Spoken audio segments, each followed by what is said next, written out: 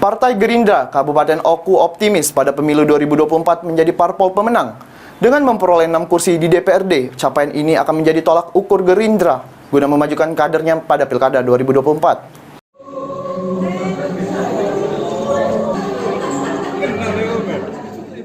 Partai Gerindra Oku optimis menjadi parpol pemenang pemilu tahun 2024 mendatang.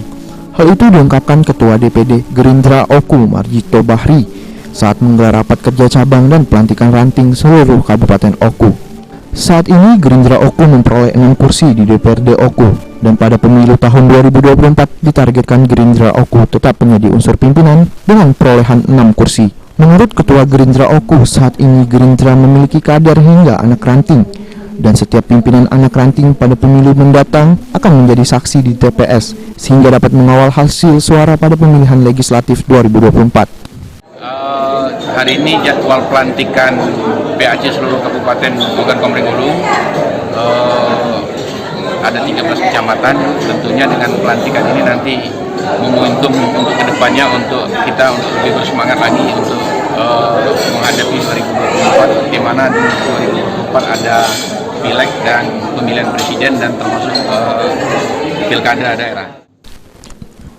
Sementara itu, Ketua DPD Gerindra Sumsel, Kartika Sandra Desi mengungkapkan, rakercap dan pelantikan ranting di seluruh Sumsel merupakan bagian dari upaya pemenangan Gerindra pada pemilu 2024 dan menghantarkan Ketua Prabowo Subianto sebagai capres.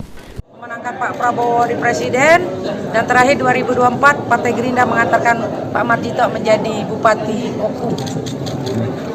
Kalau soal itu kami sebagai kader menunggu arahan pimpinan. Apapun yang sudah diputuskan Rapimnas untuk sekarang masih bersama Partai Kebangkitan Bangsa, dan untuk partai-partai lain tentunya kami menunggu arahan dari DPD.